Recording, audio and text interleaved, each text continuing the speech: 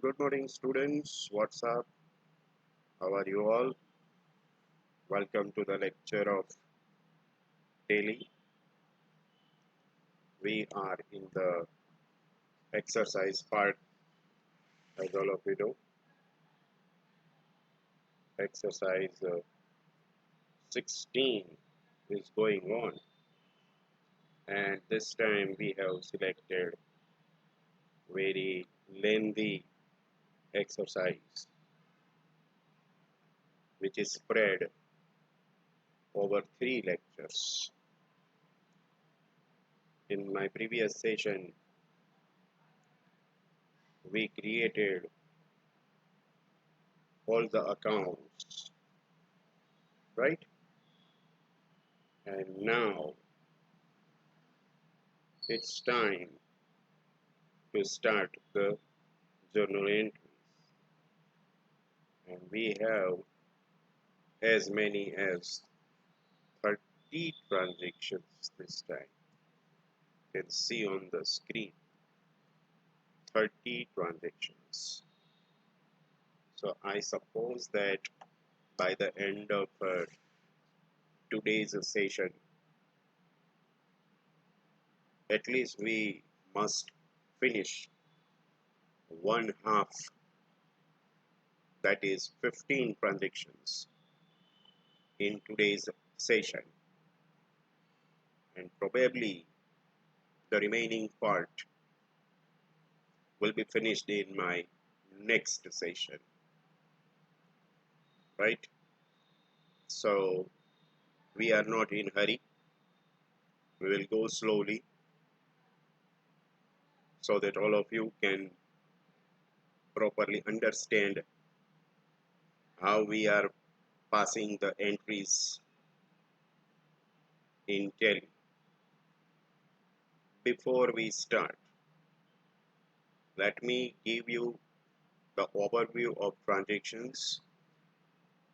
We have 30 transactions. In this exercise, I have included purchase, sales, receipts, payments, contra entries, right? Up to previous session, we didn't cover the other voucher known as CONTRA. So this time we will learn contra entries also. We will discuss about contra entries when we are making the entries. So that will be a new kind of voucher to be introduced today. But before that, let us go to Tally. Let us select our company, Alter F3, and from the select, you will select the company known as Sabrina. The name of the company was Sabrina, as you know that.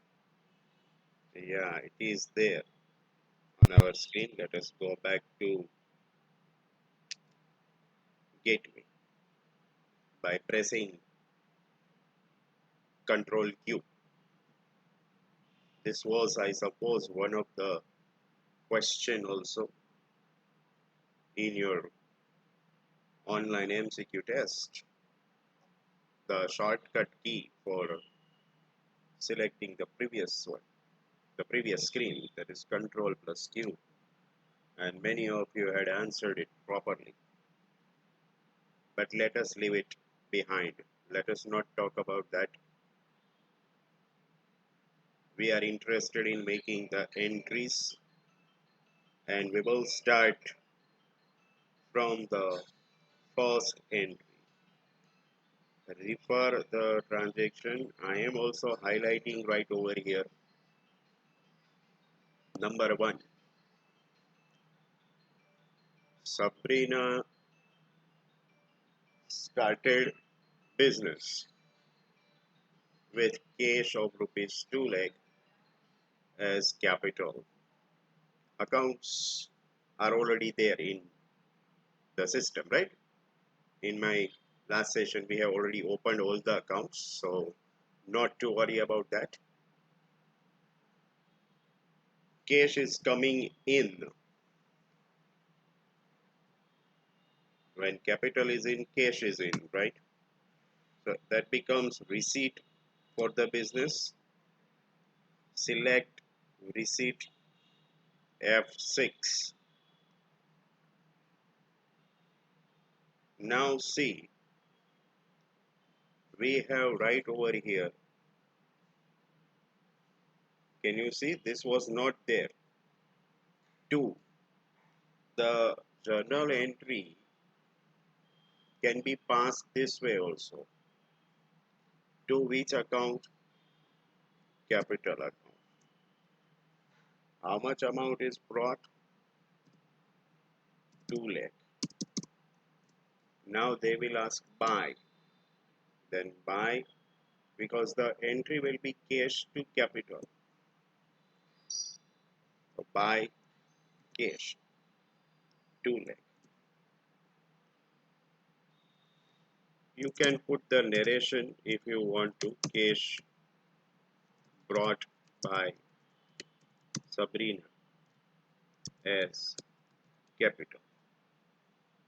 So see, generally we pass debit entry first and then credit entry, but in Tally it is not a thumbs rule. ટેલીમાં એવું નથી બનતું કે દર વખતે પહેલા by જ આવે પછી ટુ આવે. એમાં પહેલા ટુ અને પછી બાય આવી શકે છે. બરાબર છે? And now accept. હવે તમે મને પૂછશો કે આ ટુ અને બાય આવ્યા ક્યાંથી? Am I right? કે હમણાં તો લાસ્ટ વીક આપણે જે કાંઈ એન્ટ્રીઝ કરી છે એમાં તો સર આપણે ડાયરેક્ટ એન્ટ્રી કરી દેતા હતા, આમાં ટુ અને બાય આવ્યું ક્યાં? તો કે ટુ અને બાય હોય નહીં, ટુ અને બાય આપણે લઈ આવવા પડે.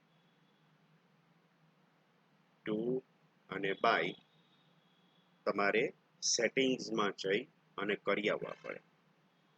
એ કઈ રીતે થાય એ તમને કહું છું. અહીંયા રાઈટ હેન્ડ સાઈડ તમને જે કંઈ પણ આ બધા ઓપ્શન્સ દેખાય છે, right? In those options we have one option at the end. See, bottom option છે અહીંયા F12 configure. Configure, it is also kind of settings. અને features છે એ settings છે. બરાબર છે? F11 features, F12 configure. Both are different types of settings. Let us differentiate. What is the difference between features and configure? Always remember, when you press F11, there will be features like accounting features, inventory features. આ રીતે હોય છે ને બધા accounting features આવે. પછી અહીંથી તમે F2 પ્રેસ કરો તો inventory features આવે. બરાબર? એ કંપની વાઇડ કોમન સેટિંગ્સ છે. Common settings. પણ અહીંયા તમે F12 માં જાઓ કન્ફિગ્યુર, તો એ સ્ક્રીન વાઇઝ સેટિંગ્સ છે. સ્ક્રીન વાઇઝ, કંપની વાઇઝ નહીં. અહીંયા F12 તમે પ્રેસ કરો, બરાબર? એટલે અહીંયા આગળ ખાલી રિસીટના કન્ફિગરેશન જ આવે. રિસીટ, બરાબર છે? એમાં પહેલું છે skip date field during creation of faster entry. આમાં બીજે કંઈ કરવાનું નથી, બરાબર છે? અહીંયા જુઓ સેકન્ડ ઓપ્શન ખાસ જુઓ, use single entry mode for payment receipt and contra vouchers. અહીંયા અત્યારે નો આપેલું છે, અહીંયા હું યસ આપું છું, બરાબર છે? બાકીનું બધું એમને એમ રાખું છું અને કંટ્રોલ એ આપું છું. કંટ્રોલ એ એટલે સેવ. ટેલીમાં કાંઈ પણ સેવ કરવું હોય એટલે કંટ્રોલ એ આપવું પડે. હવે જો તમે અહીંયા સ્ક્રીન બદલાઈ ગઈ, જોયું? હવે અહીંયા આપણે પહેલા જે ટ્રાન્ઝેક્શન્સ એન્ટર કરતા હતા, જો અહીંયા કેશ આવશે. આ રીતે આપણે આગળની એક્સરસાઇઝમાં કર્યું હતું અને અહીંયા પછી સીધું અમાઉન્ટ. આમાં જો ટુ ને બાય નો આવ્યું, જોયું? એમ આઈ રાઈટ? હવે એ કઈ રીતે કર્યું હતું ફરીથી F12 માં જવાનું, અહીંયા સ્ક્રીન ઉપર રિસીટ રાખવાનું, રિસીટની સ્ક્રીન ઉપર આવી અહીંયા F12 માં જાઓ એટલે ખાલી રિસીટ પૂરતા જ સેટિંગ્સ થાય, એટલે સ્ક્રીન બેઝડ સેટિંગ એને કન્ફિગ્યુર કહેવાય. ફરીથી અહીંયા સેકન્ડ ઓપ્શન જે છે use single entry mode for payment receipt contra, એટલે અહીંયા તમે યસ આપો એ ત્રણ વાઉચરને લાગુ પડશે, પેમેન્ટ રિસીટ અને કોન્ટ્રા ત્રણ વાઉચરનું કોમન સેટિંગ અહીંયા થઈ જશે. અહીંયા યસની જગ્યાએ પાછું હું નો આપું છું અને હવે એને સેવ કરું. સેવ કરવા માટે શું પ્રેસ કરીશ? Control A. હવે જો ફરીથી અહીંયા આવી ગયું, જો ટુ અને બાય આવી ગયું. તો what I mean to say કે જો તમારે બાય અને ટુ અથવા ટુ અને બાય એ વાળી એન્ટ્રી કરવી હોય તો અહીંયા સેકન્ડ ઓપ્શન નો રાખવો પડે અને નો ની જગ્યાએ જો તમે યસ આપશો અને કંટ્રોલ A આપી દેશો તો ટુ અને બાય વગરની એન્ટ્રી થશે. એન્ટ્રી તો બે એક જ સરખી થશે, બરાબર છે? અકાઉન્ટિંગ પ્રિન્સિપલ્સ બેમાં એક જ સરખા ફોલો થશે. It will not change the accounting principles. Let me tell you. It is up to you which entry you want to pass. Simple entry without buy or to, or the entry with buy and to. Are you getting this? So for that purpose, if you wish to have buy and to, go to F12 અને અહીંયા second option છે એને નો આપો અને એને સેવ કરી લો. સેવ કરવું હોય તો તમે આવી રીતે એન્ટર કરતા કરતા છેક સુધી જઈ શકો અને આ રીતે સેવ કરી શકો તો જો બાય અને ટુ આવી ગયું, બરાબર છે? તો બાય અને ટુ કઈ રીતે ઉતારવું એટલે આપણા ઓપ્શનમાં કઈ રીતે એડ કરવું એ અત્યારે આપણે જોયું કે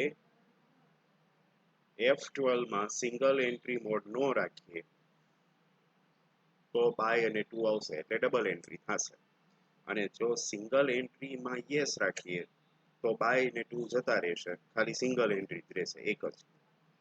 તો સિંગલ એન્ટ્રી કરો, ડબલ એન્ટ્રી કરો.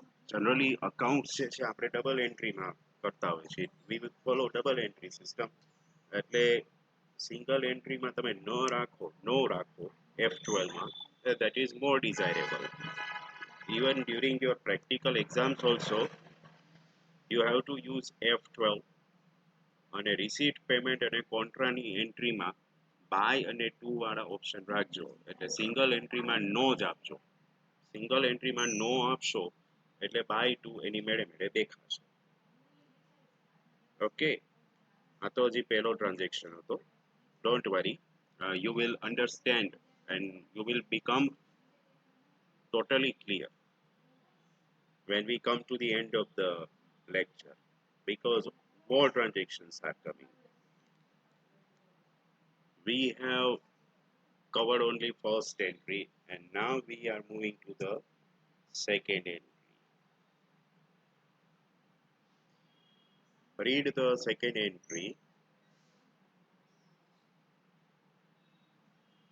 Opened a bank account with 1,50,000. Opened a bank account with 1,50,000. Any entry smooth. What should be the entry? Cash to bank or bank to cash? We deposit amount with bank. So bank is the receiver and we debit the receiver. So it will be bank to cash. This should be the entry. Okay, bank to cash. અને બેંકમાંથી આપણે withdraw કરીએ, amount withdraw કરીએ તો આની reverse entry આપણે આપીએ છીએ, that means cash to bank. When we withdraw the amount, that transaction is far, but that will come. At present we have to pass bank to cash. હવે જુઓ, bank અને cache બે જ્યારે સામસામા હોય, opposite, એટલે bank is debited and cash is credited, or cash is debited and bank is credited. એટલે bank અને cache સામસામી entry હોય એને કોન્ટ્રા એન્ટ્રી કહેવાય. That is known as contra entry. હવે હું તમને રેફરન્સ આપું. કોન્ટ્રા એન્ટ્રી તમે 11th સ્ટાન્ડર્ડમાં સ્ટડી કર્યા હતા. In your standard 11 you were studying cash book. તમારે કેશ બુક નામનું એક ચેપ્ટર આવતું. રોકડ મેળ કહેવાય, ગુજરાતીમાં એને રોકડ મેળ કહેતા. એ રોકડ મેળમાં તમારે એક જમા ખર્ચી વ્યવહાર આવતો. જમા ખર્ચી ખબર છે? અને ત્યારે તમે શું કરતા, એક વખત ડેબિટ સાઈડ એન્ટ્રી આપતા અને એક વખત ક્રેડિટ સાઈડ એન્ટ્રી આપતા. એ આ જ હતી ને. એ જમા ખર્ચી એટલે આપણે પેલા ખાપાના કોલમમાં જ ખ એવું લખતા, ખબર છે? ઝીણા અક્ષરે જમા ખર્ચી અથવા જ ખ. અને જે ઇંગ્લિશ મીડિયમના સ્ટુડન્ટ હશે એ લોકો કેપિટલ સી કરતા. એ capital C stands for contra. જમા ખર્ચી વ્યવહાર જે હોય એને જ ઇંગ્લિશમાં કોન્ટ્રા કહેવાય, કોન્ટ્રા એન્ટ્રી. સો કોન્ટ્રામાં બે જ એન્ટ્રી આવે, કાં બેંક ટુ કેશ આવે અને કાં તો કેશ ટુ બેંક આવે. એ બધી એન્ટ્રી કોન્ટ્રામાં જાય. આ સિવાય એક એન્ટ્રી કોન્ટ્રા વાઉચરમાં આવતી નથી. Are you clear about that? Is it properly understood? Contra હું તમને ટેલીમાં અહીંયા બતાવું છું. આ વાઉચર્સના સેક્શનમાં જાઓ એટલે અહીંયા આગળ આ બધા જે છે એમાં પહેલું જ છે, જો આ રહ્યો એરો F4 કોન્ટ્રા. આ કોન્ટ્રા વાઉચર જે છે, that voucher is used when you deposit cash in bank or when you withdraw cash from bank.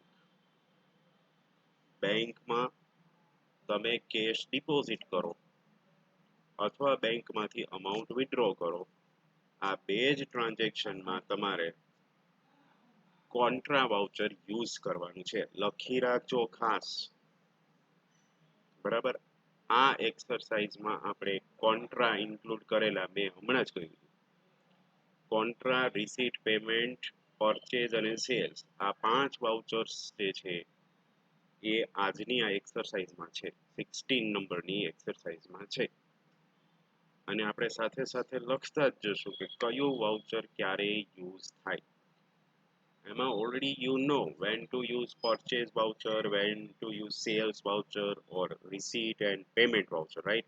Already we have entered lot of transactions in the previous exercises. Since contra is new one and today itself it is introduced, એટલે તમે લખી રાખજો contra voucher is used when we deposit the amount in our bank account or we withdraw the amount from our bank account. So that is the thing. We have to select contra F4 and here it is. પહેલા 2 આવે છે પછી by આવે છે, એ ખાસ યાદ રાખજો. એમાં ગોટો ન થવો જોઈએ. આપણે એન્ટ્રી મેં અહીંયા કરી જ છે એટલે તમને જો એ દેખાશે. Bank to cash 1,50,000 deposited in bank. તો 2 માં કેશ છે અને તમે જો ઓટોમેટિક અહીંયા લિસ્ટ ઓફ લેજર અકાઉન્ટ્સમાં તમને બે જ અકાઉન્ટ બતાવશે. જો આપણે તો કેટલા 22-23 અકાઉન્ટ ક્રિએટ કર્યા હતા આગલા સેશનમાં. જો આખું લિસ્ટ નથી બતાવતા. શું કામ? કારણ કે આપણે વાઉચર કયું સિલેક્ટ કર્યું? કોન્ટ્રા. એટલે તમે કોન્ટ્રા સિલેક્ટ કરશો ને તો ઓટોમેટિક ખ્યાલ આવી જાય. આ બે સિવાય ત્રીજું અકાઉન્ટ આમાં આવે નહીં. હવે 2 માં આપણે સિલેક્ટ કરીએ કેશ 1,50,000 અને બાય એમાં બેંક સિલેક્ટ કરીએ, ઓટોમેટિક અહીંયા 150 આવી જશે. રાઈટ? હા, હવે જો હવે તમારે અહીંયા ડિનોમિનેશનની સ્ક્રીન આવશે. તમે બેંકમાં 1,50,000 ડિપોઝિટ કર્યા છે, રાઈટ? તો એ કઈ રીતે ડિપોઝિટ કર્યા? તમે કેશ 1,50,000 પે કરી છે, તો એનું ડિનોમિનેશન શું? ડિનોમિનેશન ઇન ધ સેન્સ 2,000 ની નોટ્સ કેટલી છે? જો ટેલીમાં અહીંયા 1,000 ની નોટ્સ એ બતાવશો. 1,000 ની નોટ અત્યારે છે નહીં. It was banned back in November 16, if I'm not wrong. But Tally will show us. કાલે સવારે નવી 1,000 ની નોટ આવી જાય તો વળી ટેલી એમાં ફેરફાર કરવો એના કરતા 1,000 ની નોટ રાખી દે. આપણે 1,000 ની નોટ નથી ભરવાની, પણ તમે કેટલા વાળી કઈ કરન્સી નોટ્સ કેટલી કેટલી ડિપોઝિટ કરી છે એનો ટોટલ અહીંયા 150 થઈ જવો જોઈએ. તો ફોર એક્ઝામ્પલ તમે 2,000 જે છે એની આપણે કેટલી નોટ્સ રાખશું? 20 નોટ્સ. 1,000 વાળી એ કઈ નહીં. પછી 500 ની 50 નોટ્સ. જો અહીંયા ટોટલ થતો જશે અને હવે કેટલા બાકી રહ્યા એ ડિફરન્સ એ બતાવશે. તો આ કરવાનું. પછી ફોર એક્ઝામ્પલ 200 છે, તો 200 વાળી 400 નોટ્સ. હવે કેટલા ઘટે છે અહીંયા બતાવશે, 5,000 ઘટે છે. તો 100 વાળી ફોર એક્ઝામ્પલ 50 નોટ્સ થઈ ગયા, 1,50,000 આવી ગયા. જો આ રીતે નોટનું આપણે ડિનોમિનેશન આપી દીધું. આ કમ્પલસરી પે આમાં મૂકવાનું. આમાં તમે તમારી રીતે ફ્રી. તમારે બધી નોટ્સ 2,000 વાળી બતાવવી હોય તોય વાંધો નહીં. 1,000 વાળી નોટ ન બતાવતા, નહીતર કોક આવીને પકડી જશે. બરાબર? 1,000 ની નોટ ન બતાવતા. તમારે ઘરે હોય તો ન બતાવતા ને અહીંયા પ્રેક્ટિકલ એક્ઝામમાં બેઠા હોય તો 1,000 ની નોટ થી છેટા રહેજો. યાદ રાખજો 1,000 ની નોટ ક્યાંય મળતી નથી. અહીંયા બેંક ડિટેલ્સ હોય જે આપણે આપવી હોય તો આપી શકીએ. નેરેશન આપણે આપીએ છીએ, amount deposited in bank. Narration, a compulsory part of the journal entry. Before I accept, you can see the screen also.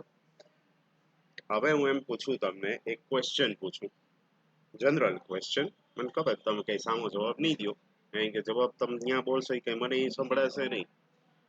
પણ તમે ખાલી વિચારો કે અહીંયા આગળ મેં આ એન્ટ્રી કરી છે. આ તમને સ્ક્રીન ઉપર એન્ટ્રી દેખાય છે. એક્સેપ્ટ હમણાં હું કરીશ, પછી તો આ સ્ક્રીન જતી રહેશે. પછી આવીને આવી સ્ક્રીન મારે ફરીથી લઈ આવવી હોય તો હું કેવી રીતે લઈ આવું? એક્સેપ્ટ થઈ ગયા પછી આ સ્ક્રીન તો જતી રહેશે, બરાબર? હવે આની આ સ્ક્રીન મારે ફરીથી લાવવી છે, ફરીથી જોવી છે આ એન્ટ્રી, તો હું કેવી રીતે લઈ આવું? એની આઈડિયા? ચલો હવે આ સ્ક્રીનને જવા દઉં છું, એક્સેપ્ટ કરી દઉં છું. એક્સેપ્ટ કરી છે એટલે ટ્રાન્ઝેક્શન તો રેકોર્ડ થઈ ગયો. હાલ પૂરું. હવે હું બહાર નીકળું છું, કંટ્રોલ ક્યુ. હવે આવી ગયો. હવે મારે યાદ આવ્યું કે ઓલા 1,50,000 જ હતા ને, ક્યાંક 2,50,000 નહોતા થઈ ગયા ને? હવે મારી સ્ક્રીન પાછી જોવી હોય તો હું ક્યાંથી જોઈશ? ક્યાં જઈશ? કયા ઓપ્શનમાં જઈશ? Think about that.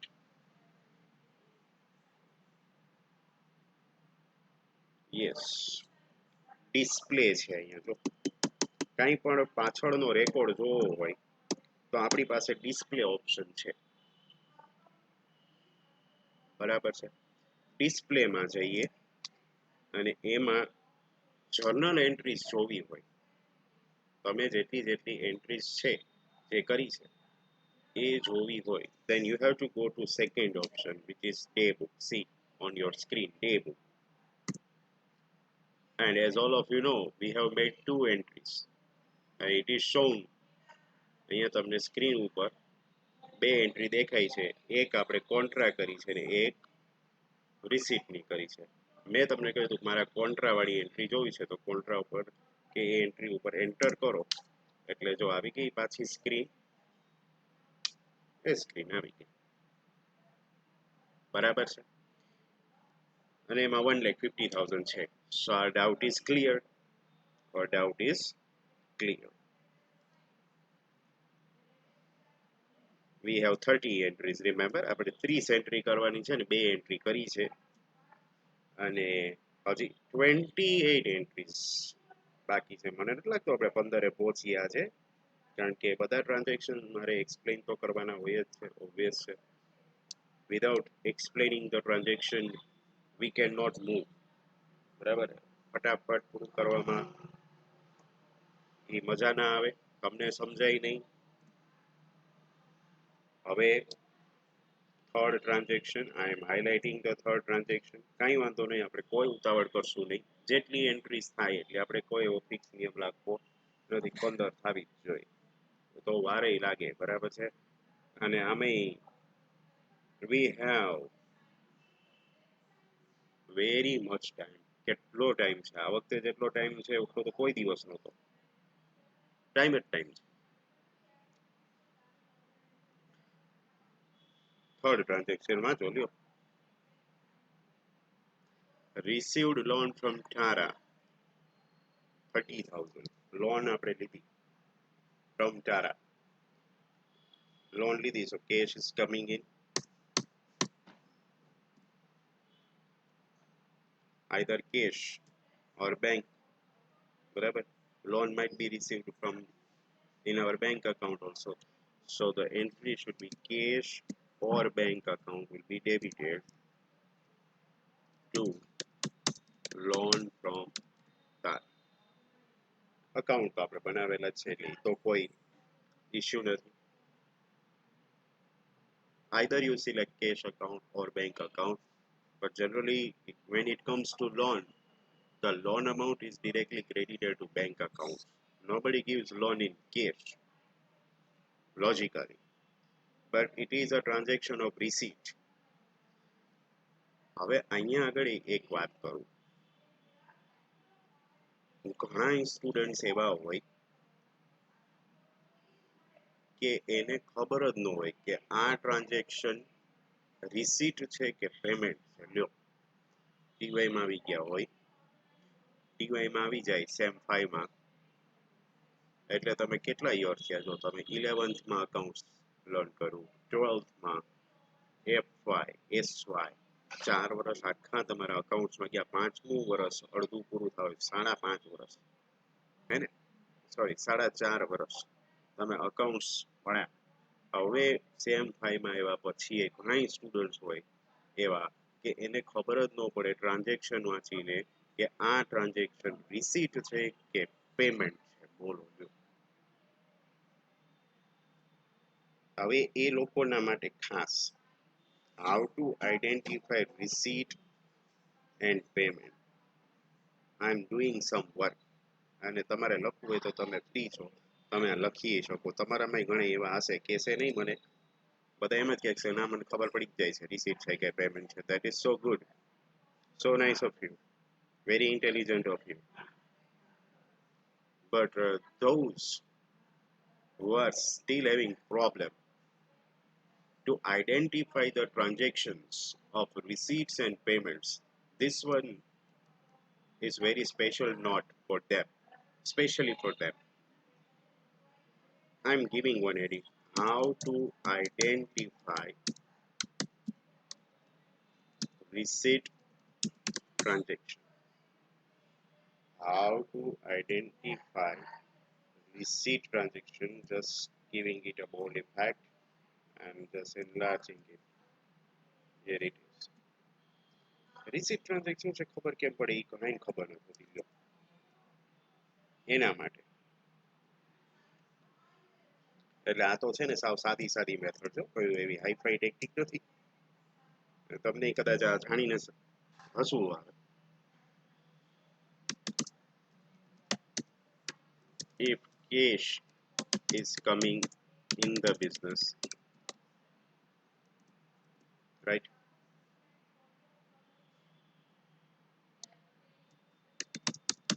it is a receipt transaction.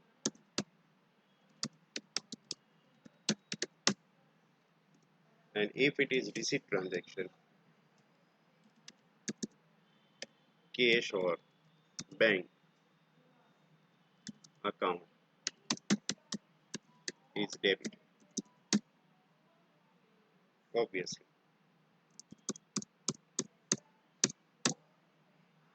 And when cash and bank account is debit, obviously અહીં આપણે લખ્યું છે it's a receipt transaction.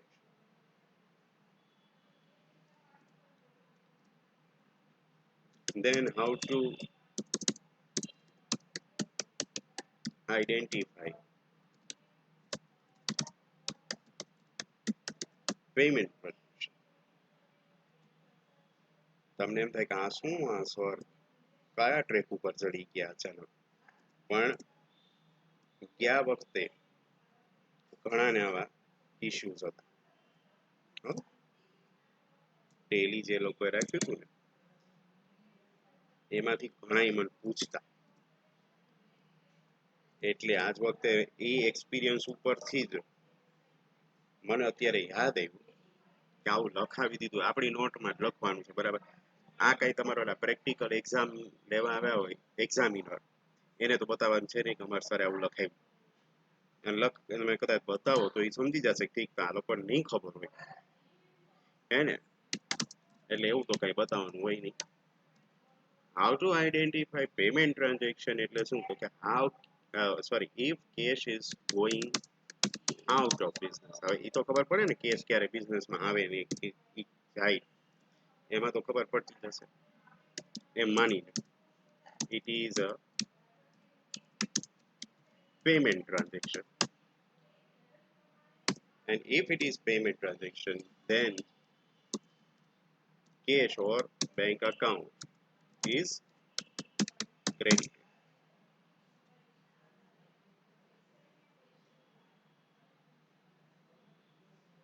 શું ખબર પડી બધાને?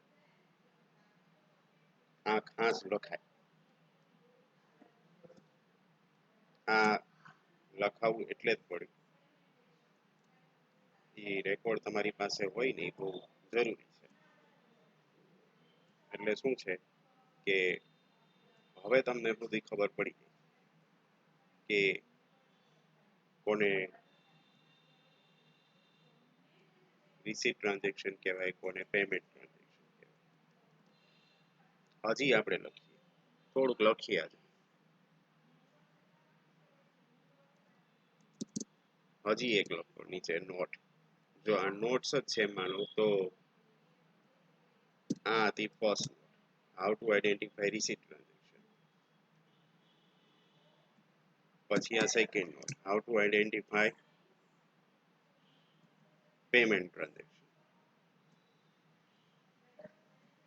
હજી આપણે એક નોટ લખીએ, લખો. Third note, when to use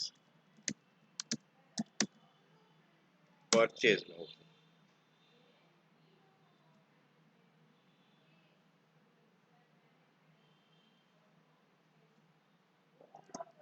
આમાંય ઘણાને ભૂલ થાય છે.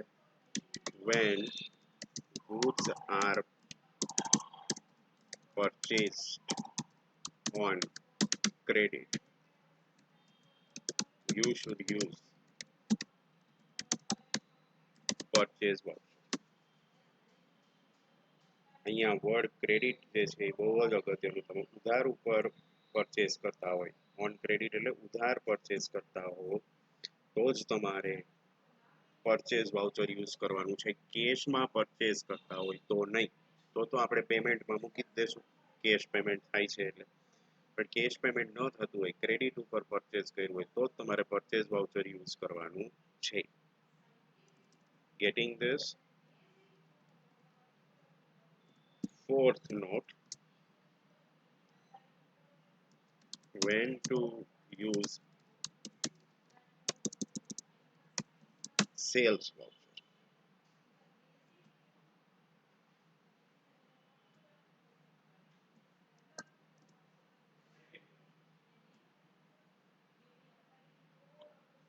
When goods are sold on credit, you must use salesforce. આ લખતા જજો કારણ કે આ બધું પ્રેક્ટિકલ એક્ઝામમાં તો આવશે જ.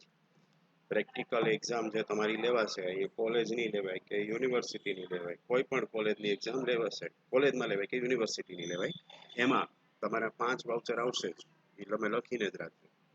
હું તમારી એક્ઝામ લઈશ પ્રેક્ટિકલ અહીંયા લેબમાં તો એમાં 5 વાઉચર હશે, અને યુનિવર્સિટીની પ્રેક્ટિકલ જે 30 માર્ક્સની આવશે એમાંય તમારા 5 વાઉચર હશે ને હશે, એટલે તમને ખબર જ હોવી જોઈએ એમાં મારે કોઈની કાંઈ મિસ્ટેક ન હોવી જોઈએ. બરાબર છે. અને એક આપણે પેલું કોન્ટ્રા બી લખી જ લઈએ, કારણ કે તમારામાં ઘણા હજી કોન્ટ્રા નહીં એટલે લખ્યું હોય, આઈ એમ વેરી શ્યોર. બરાબર, ખાલી સાંભળી લીધું હશે, લખ્યું નહીં હોય કોન્ટ્રા વાઉચર ક્યારે આવે, એટલે એમના બેનિફિટ માટે when to use contra voucher.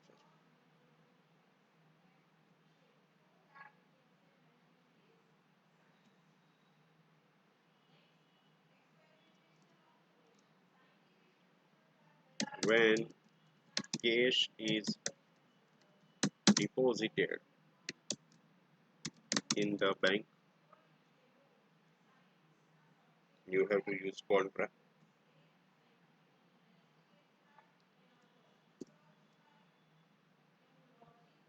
Or when cash is withdrawn from bank.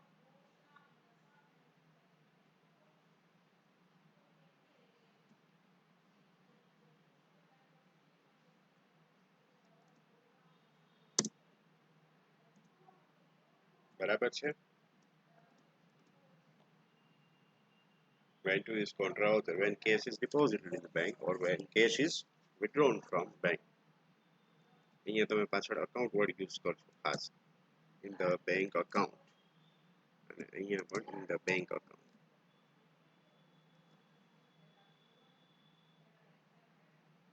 એટલે હવે આપણે કોઈ પણ વાઉચર સિલેક્ટ કરીએ ને તો તમારી પાસે લખેલું હોય ને તો તમને ખ્યાલ આવે, અને બીજું ન સમજાય ને તો તમે એમાં જોઈ શકો કે આ પરચેઝ નું વાઉચર કેમ આવ્યું કે કોન્ટ્રા વાઉચર કેમ આવ્યું etcetera. I hope all of you are now quite clear. આમ તો જો કે ઓલા 4 માં તમને ખબર જ હતી, પણ આપણે લખ્યું આજે પહેલી વાર, એમ આવી નોટ પહેલી વાર લખી, એટલે જ્યાં જરૂર હોય મને લાગ્યું નહીં તો હાલો લખી નાખીએ. ચાલો હજી આપણે હા આમાં જ હતા, તમે 5 એન્ટ્રી લખી નાખી, આ જ ફાઇલમાં ઉપર હતા, અને આપણે પેલી લોન લીધી હતી એમાંથી આ બધું નીકળ્યું. આ લોન લઈને એમાં બધા પ્રોબ્લેમ થાય. એટલે પ્રોબ્લેમ થાય ઇન ધ સેન્સ કે આ બધી નોટ્સ ને બધું આવ્યું, એટલે હવે ત્રીજી એન્ટ્રી જે છે એ આજની છેલ્લી એન્ટ્રી. બરાબર, આપણે ટાર્ગેટ હતો 15 એન્ટ્રી કરવાનો, એમાંથી આપણો ટાર્ગેટ આટલો એચીવ થયો, 3 એન્ટ્રી થઈ. હવે હજી ઘણા પાર્ટ થશે, એનો મિનિંગ એવો થાય કારણ કે આપણે ધીમે ધીમે જઈએ છીએ, એટલે કાંઈ વાંધો નહીં, જે થાય તે સારું જ થાય છે. હા એક એન્ટ્રી તો કરી જ લઈએ, આવું પછી 2 એન્ટ્રી જ નથી કરવી. બરાબર, ત્રીજી એન્ટ્રી કરી લઈએ. Received a loan from Tara 30,000 cash or bank account to loan from Tara. હવે કેશ અને બેંક અકાઉન્ટ ડેબિટ થયું છે એટલે રિસીટ કહેવાય, હમણાં જ આપણે લખ્યું હતું.